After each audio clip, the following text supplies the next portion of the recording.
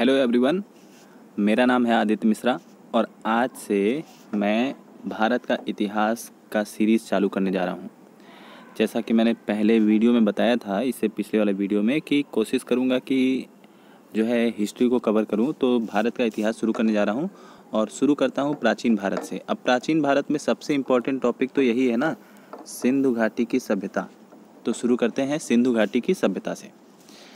तो देखिए, सिंधु घाटी की सभ्यता से शुरू करते हैं बिना जो है देर किए हुए। और चैनल को लाइक, शेयर और सब्सक्राइब कर दीजिए, ये मेरा रिक्वेस्ट है, ताकि थोड़ा सा जब मैं देखूंगा कि मेरे व्यूअर्स बढ़ रहे हैं तो और भी कंटिन्यू करूंगा। ठीक है, तो देखिए, इस सभ्यता के प्रथम अवशेष जो मिले हैं वो हड़प्पा नामक स्थान से मिले हैं, इसीलिए इसे हड़प्पा सभ्यता भी कहा जाता है। ठीक है, और कब मिले हैं? 2500 ईसा पूर्व से 1700 ईसा पूर्व के बीच में। ठीक है, ये माना जाता है कि मतलब ये जो सभ्यता थी ये 2500 ईसा पूर्व से 1750 ईसा पूर्व के बीच में रही होगी। ईसा पूर्व का मतलब ये जो है पीछे की ओर चल रहा है। ठीक है, कई लोग मानते हैं 3000 ईसा पूर्व भी। खैर, अब देखिए, इसको नगरीय सभ्यता कहा गया था, मतलब कि ये सिटी की तरह था। ये ऐसा नहीं था कि ग्रामीण सभ्यता था। क्यों? क्योंकि इसके जो साक्ष्य मिले हैं वो पूरा शहर की तरह बने हुए मकान, ईंटों के मकान, रोड, गलियां, नाले, और सबसे सही चीज़ है कि जो परपेंडिकुलर गलियां मिली हैं। ऐसी नहीं गलियां मिली हैं कि गांव में आप गलियां देखिए ऐसे जाओ और ऐसे मुड़ जाओ। परपेंडिकुलर गलियां मिली हैं।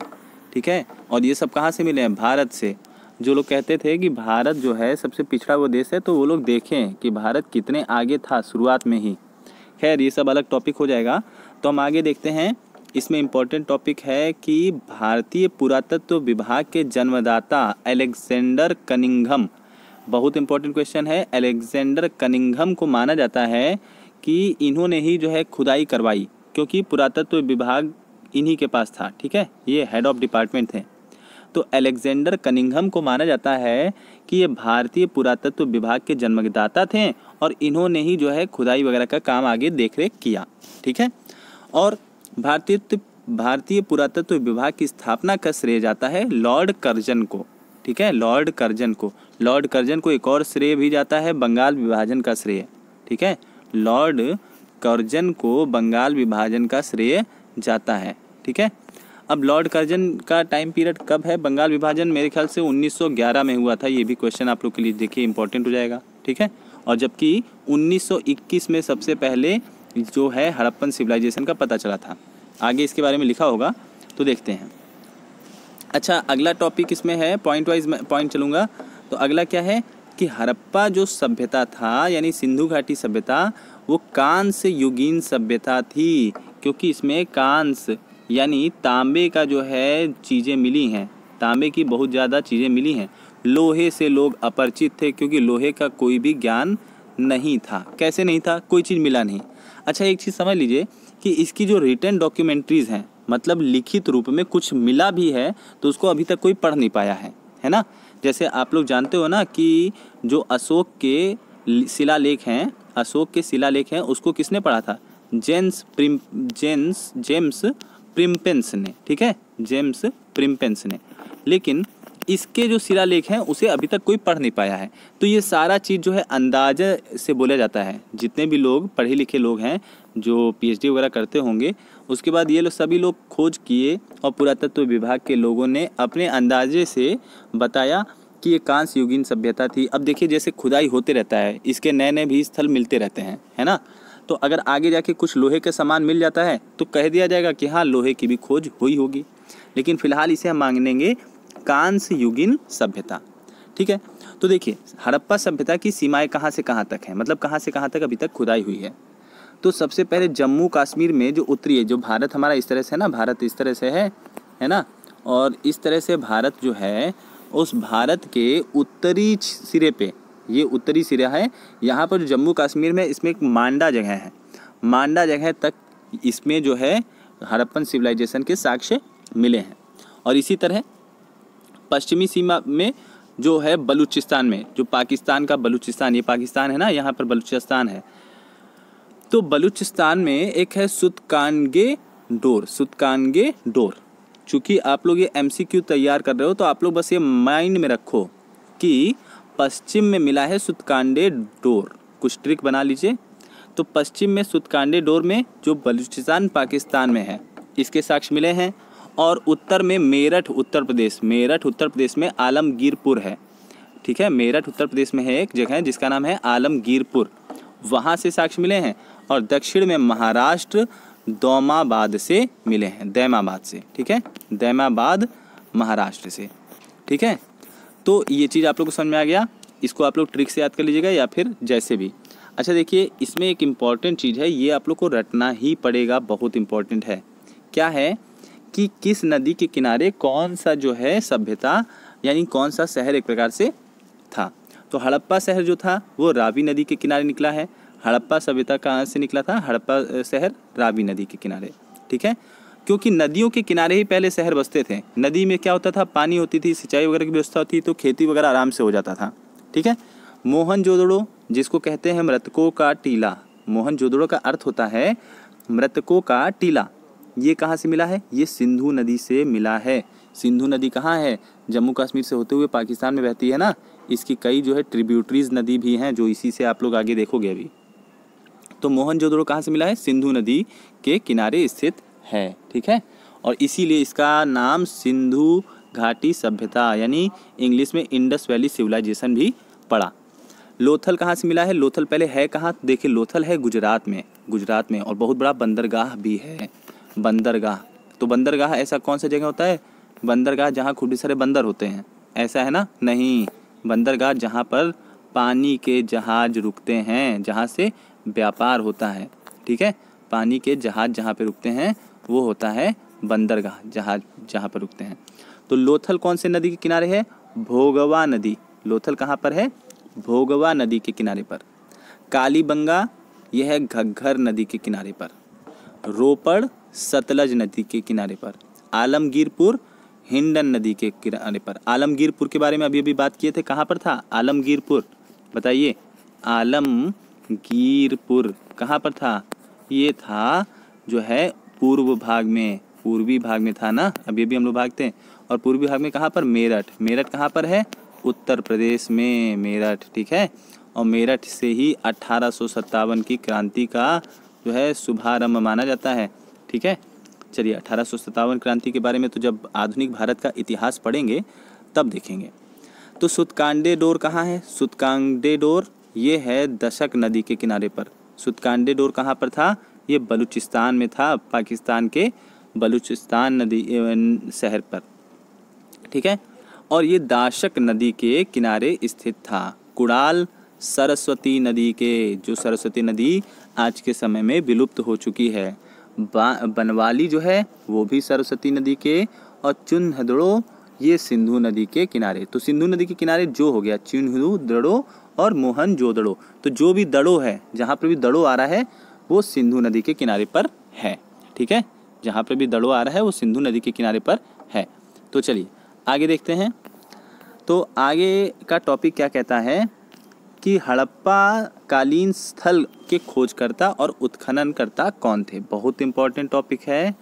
तो देखिए, मोहनजोदड़ो का जो है खोज किया था राखलदास बनर्जी और मॉर्टिमर व्हीलर ने। ठीक है, मॉर्टिमर व्हीलर ने, राखलदास बनर्जी मॉर्टिमर व्हीलर ने। शायद इसको 1922 में खोजा गया था। ठीक है, और हड़प्पा का दयाराम साहनी और माधव स्वरूप वत्स व्हीलर ने, शायद इसको 1921 में खोजा गया था। हो सकता है मैं आगे पीछे बोल रहा हूँ, लेकिन आगे इसमें डेट लिखा होगा तो आप लोग को बताऊँगा।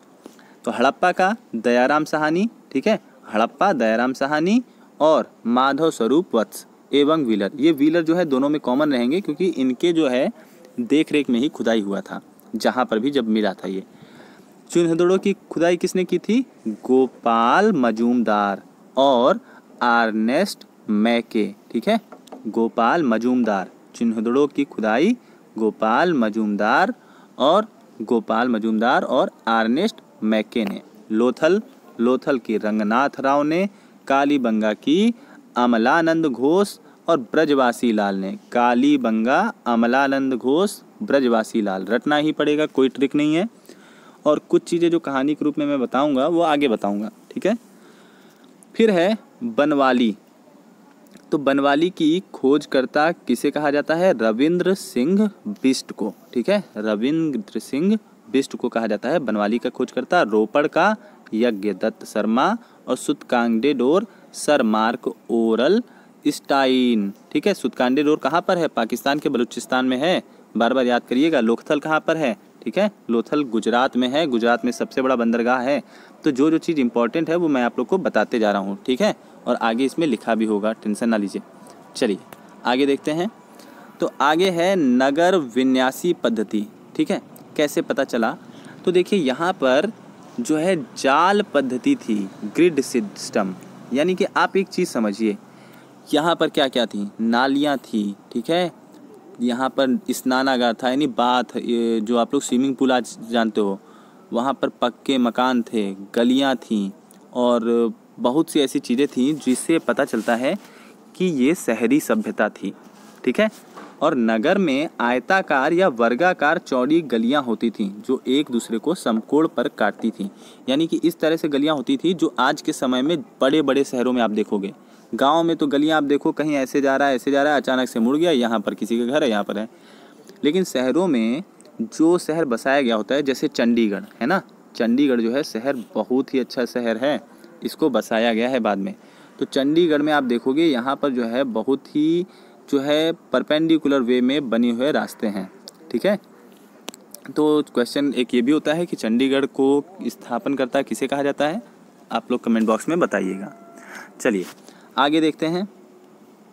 वास्तुकला।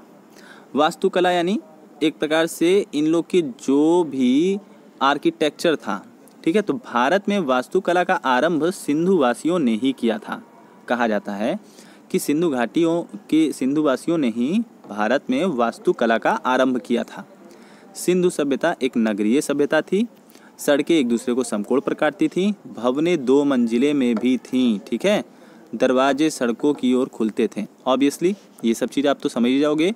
और मोहनजोदड़ो की सबसे बड़ी इमारत जो है अन्नागार है। मोहनजोदड़ो की सबसे बड़ी इमारत है अन्नागार।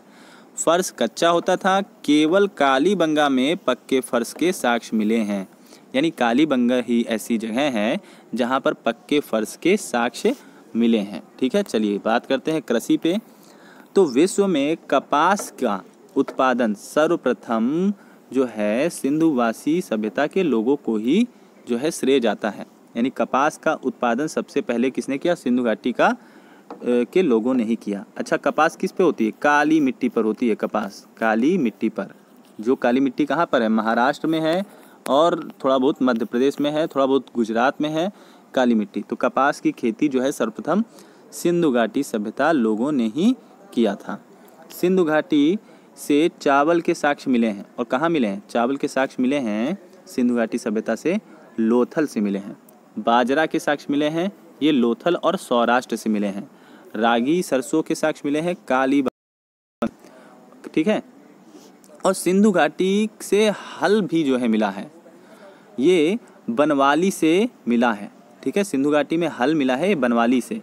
तो इससे भी पता चलता है कि हल था और खेती होती थी, जुताई होता था। ठीक है, कालीबंगा से जुते हुए खेत के साक्ष्य भी प्राप्त हुए हैं।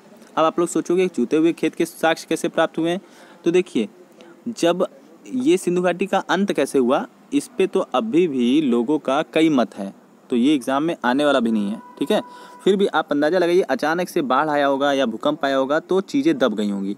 तो हो सकता है कई ऐसी जगह हो जहाँ पर खेती आधी हो रही हो आधी नहीं हो रही हो, तो वहाँ पर ज़मीन के अंदर जो साक्ष्य मिले हैं उससे वैज्ञानिकों ने सॉरी मैंने गलत कह दिया, जो भूवैज्ञानिक हैं, ठीक है, तो उत्खननकर्ता लोगों ने ये अंदाज़ा लगाया होगा कि खेत जुतते थे। ऑब्वियसली जुतेंगे तभी तो जो है चीज़ें पैदा होंगी। ठीक है, गन्ना का कोई साक्ष्य नहीं मिला है, मतलब गन्ना से लोग परिचित नहीं थे। हो सकता है आगे जाके फिर से खोजे हों और पता चले कि गन्ने से भी ये लोग परिचित थे। फिलहाल गन्ने का कोई साक्ष्य नहीं मिला है। अच्छा है, बताइए गन्ने का सबसे बड़ा जो है उत्पादक कौन है जो है भारत में? तो भारत में उत्तर प्रदेश है गन्ने का सबसे बड़ा उत्पादक। ठीक है, उत्पादन करता उत्तर प्रदेश। ठीक है, चलिए आगे देखते हैं पशुपालन। तो देखिए, कहा जाता है कई ऐसे किताब हैं जिसमें लिखा हुआ है कि सिंधु घाटी घोड़े से परिचित नहीं थे। कई जगह लिखा है, लेकिन कई जगह ऐसा भी लिखा है कि हाथी और घोड़े से परिचित तो थे, लेकिन उन्हें पालतू बनाने में वे असफल रहे। तो इससे साफ कहा जा सकता है जो पालतू बनाने में असफल रहा वो परिचित ही नहीं है ना। जैसे आपसे अगर हम पूछे कि ऐसा कोई जानवर जिसको आपने कहीं देखा है लेकिन आप उससे पूरी तरह से परिचित हैं, नहीं, जब तक आप उसे पालतू नहीं बना लेंगे तब तक उसे कैसे परिचित मान लेंगे। तो इससे कहा जाता है कि घोड़े के साक्ष्य जो है सुरकोटदा में जो है अस्थि पंजर से प्राप्त हुए हैं, लेकिन वो पालतू रूप में नहीं लाए गए थे। ऐसा कहीं भी साक्ष्य नहीं मिला है जिससे पता चले कि हाथी और घोड़े को पाला जाता था। लेकिन सिंधु घाटी के लोग देखिएगा, सिंधु घाटी के लोग गैंडा, बंदर, भालू, खरहा आदि जंगली जानवरों का उनको ज्ञान था। ठीक है, सिंधु घाटी के लोग को गैंडा, बंदर, भालू, खरहा आदि जंगली जानवरों का ज्ञान था। शेर का कोई साक्ष्य नहीं मिला है कि शेर था भी कि या नहीं था। ठीक है, चलिए आगे बात करते हैं व्यापार की और वाणिज्य की। तो सिंधु घाटी में व्यापार और वाणिज्य के लिए सबसे पहले तो चीज़ समझिए कि मुद्रा का प्रचलन नहीं था।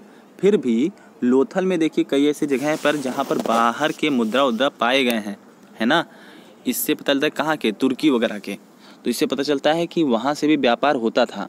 ठीक है, मेन इन लोग का व्यापार कैसे होता था? क्रय विक्रय वस्तु विनिमय से, यानी एक वस्तु दे के उसके बदले में दूसरी वस्तु का ले लिया जाना। तो क्रय विक्रय वस्तु विनिमय पर आधारित था इनका व्यापार। सिंधु सभ्यता के लोग अन्य सभ्यता के लोगों के साथ व्यापार करते थे। जैसे टीन का व्यापार होता था अफगानिस्तान, ईरान से। ठीक है, अफगानिस्तान कहाँ है? तो देखिए ये हमारा है प्यारा भारत, और भारत के बगल में है यहाँ पर है पाकिस्तान, पाकिस्तान के बगल में है अफगानिस्तान, फिर ईरान, इराक, ये सब है ना। तो अफगानिस्तान, ईरान से जो है यहाँ से व्यापार होता था। ऐसे ही तांबा जो है वो राजस्थान के खेतड़ी से प्राप्त हुआ है, वहाँ से यानी व्यापार होता था। चांदी का भी अफगानिस्तान, ईरान से। सोने का अफगानिस्तान व दक्षिण भारत से व्यापार होता था। सीसा जो है ईरान, अफगानिस्तान एवं राजस्थान से। ठीक है, लार्ज वर्द ये मेसोपोटामिया एवं अफगानिस्तान से व्यापार होता था।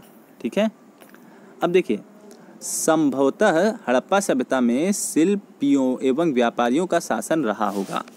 कहने का मतलब है कि वहाँ पर ऐसा नहीं होगा कि राजा महाराजा है या राजा का बेटा ही राजा बनेगा। हो सकता है वहाँ पर शिल्पकारी जो ज़्यादा अच्छे से आर्किटेक्चर में लोग होंगे या जो ज़्यादा व्यापार में समृद्ध लोग होंगे, उन्हीं लोग का जो है वहाँ पर बोलबाला रहा होगा। ठीक है, अब देखिए धर्म की बात करते हैं। तो देखिए कोई भी ऐसा विश्व में जगह नहीं है और ना ही ऐसी कोई सभ्यता रही होगी जहाँ पर धर्म ना हो। तो धर्म रहता है, और धर्म करता क्या है? लोगों को जोड़ने का काम करता है। चूँकि धर्म की परिभाषा अलग अलग लोगों ने अपने अपने हिसाब से बना ली है, लेकिन धर्म का होना भी जरूरी है।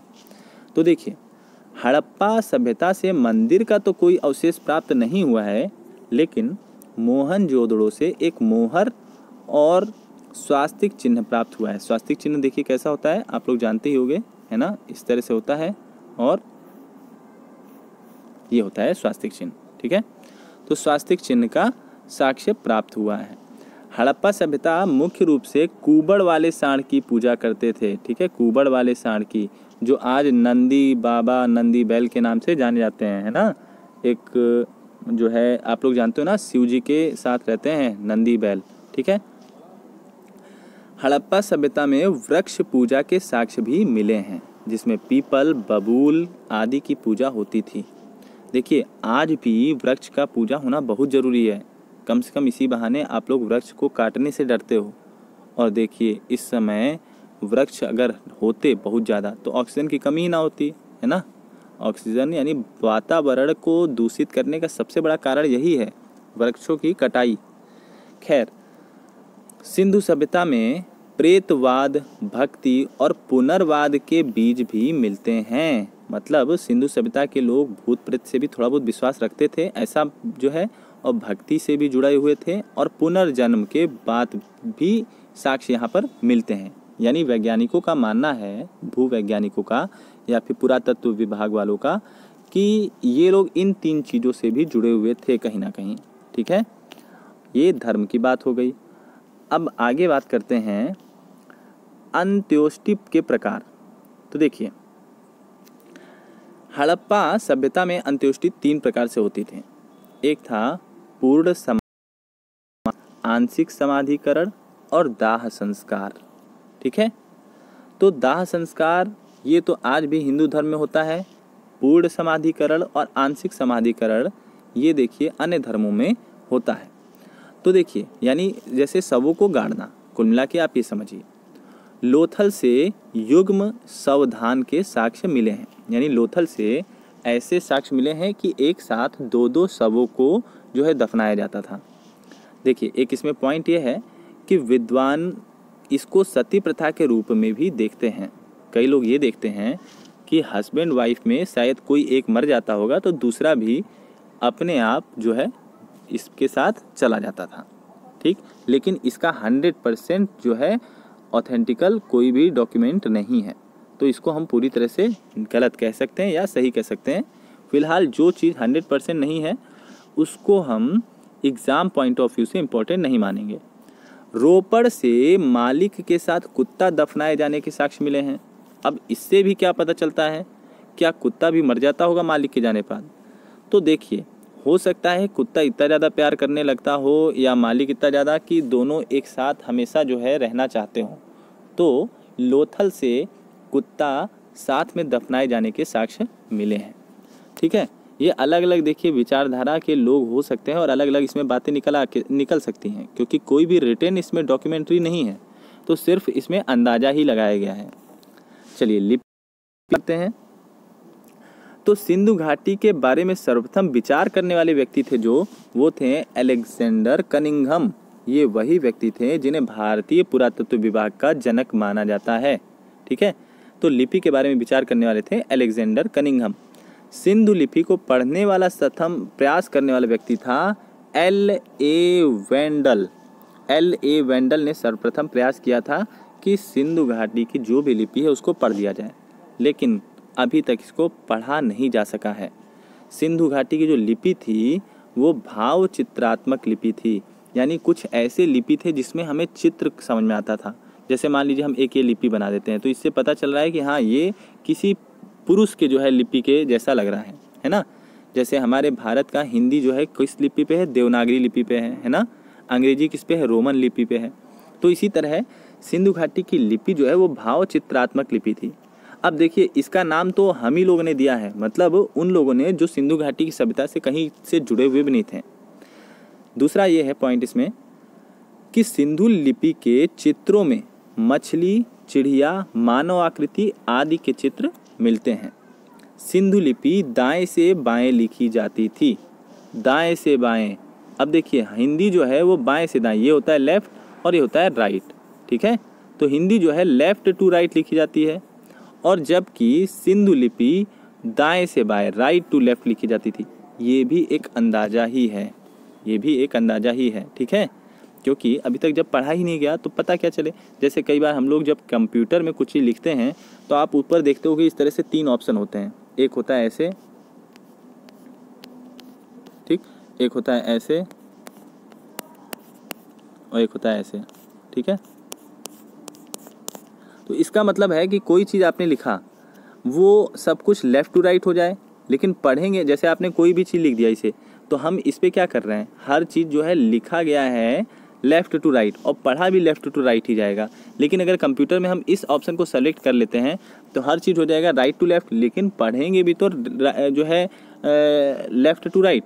समझिएगा बात को। ठीक है, तो इस तरह से लिखी हुई चीज़ें मिली हैं जिसके वजह से अंदाज़ा ये लगाया गया कि सिंधु घाटी की जो लिपि है वो दाएं से बाएं लिखी जाती थी। ठीक है, अब देखिए अन्य महत्वपूर्ण तथ्य।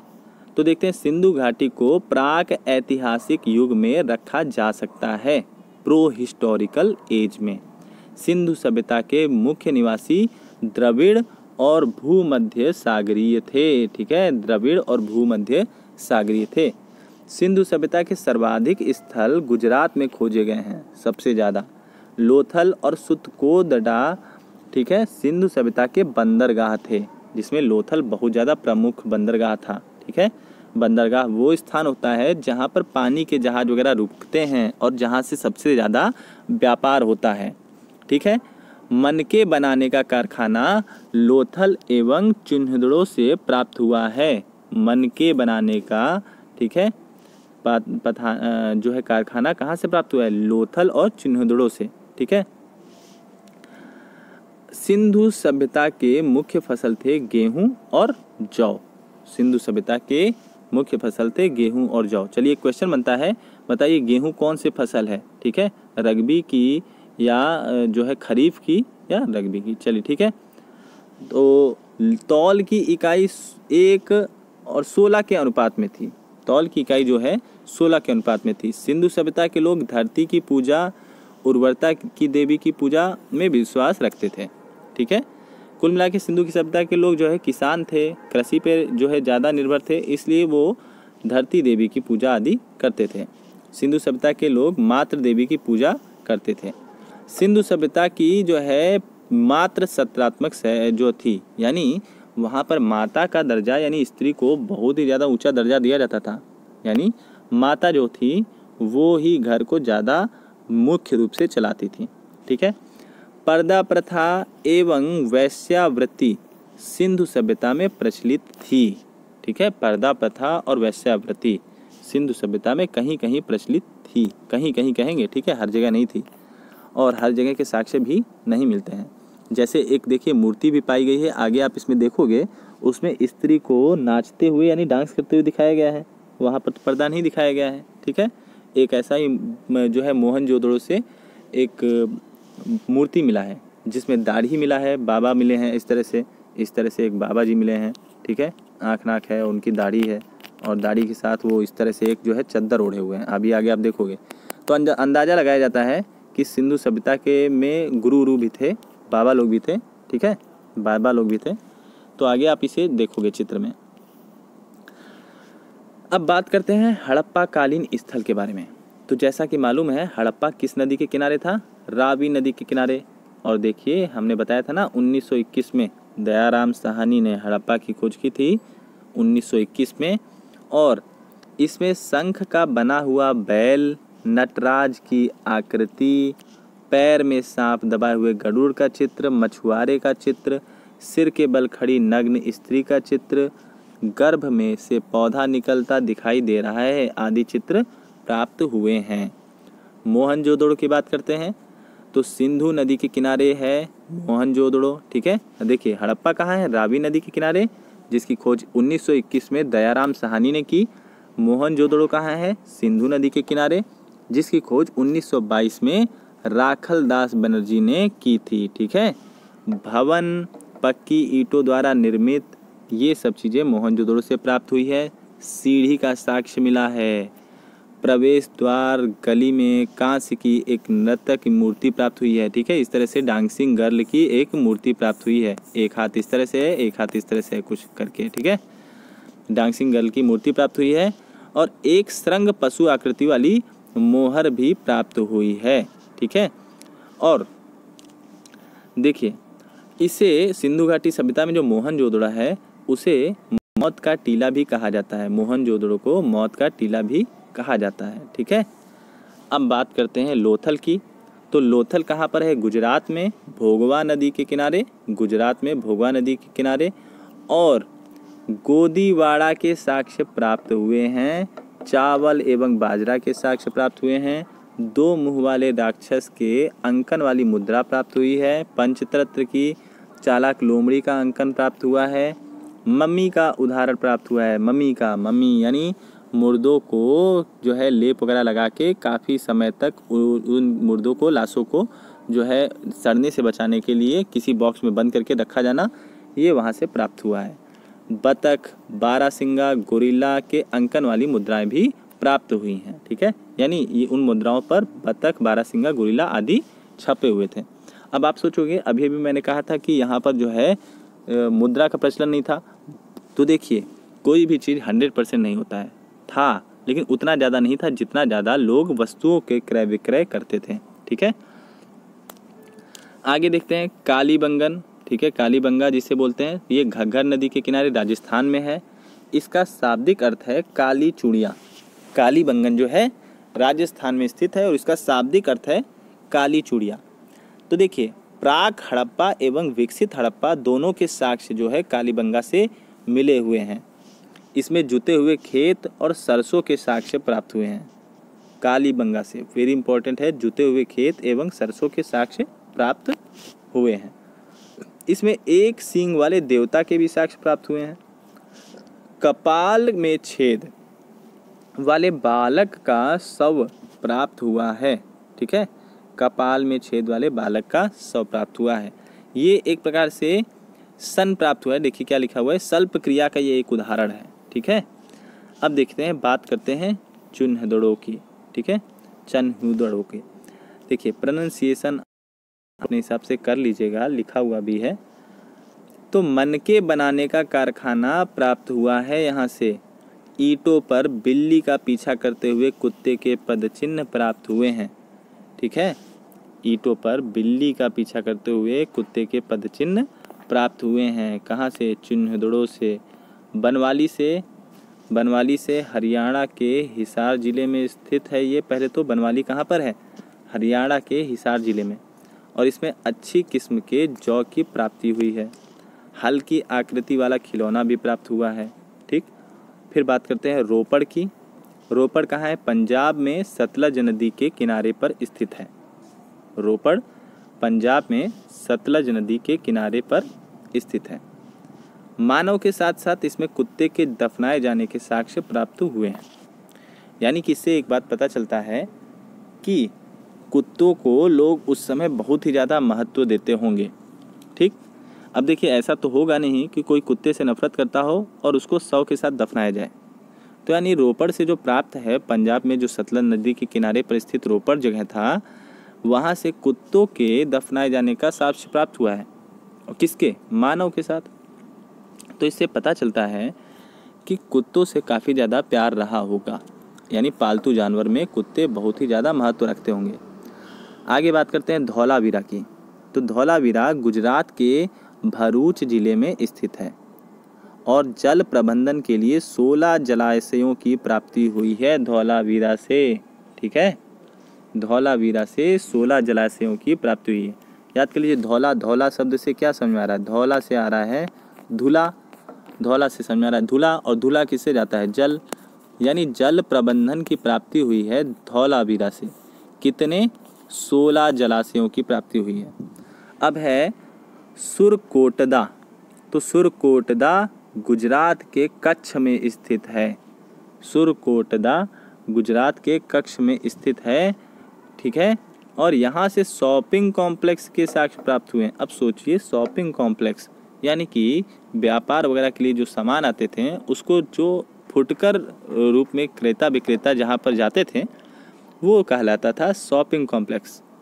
और यहीं सुरकोटदा से घोड़े की अस्थियाँ प्राप्त हुई हैं। तो देखिए, आप जानते हो घोड़े का जो है अश्वमेघ तुरंग है। अश्वमेघ तुरंग है, ये 4 जो हैं घोड़े के पर्यायवाची शब्द हैं। तो अश्व से स्व आ रहा है ना, और सुत को तटा आ रहा है। कुछ भी करके आप ट्रिक याद कर लीजिए। सुरकोटदा से जो है घोड़े की अस्थियाँ प्राप्त हुई हैं। बहुत इंपॉर्टेंट है। ठीक है, अब देखिए हड़प्पा सभ्यता के पतन के क्या क्या कारण माने जाते हैं। तो एक तो माना जाता है पारिस्थितिक असंतुलन।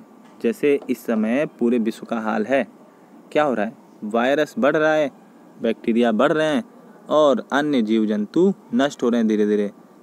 शेर, बाघ, ये सब जो है विलुप्ति के कगार पे आ गए हैं। कहिए भारत में शेरों की संख्या बहुत ज़्यादा है।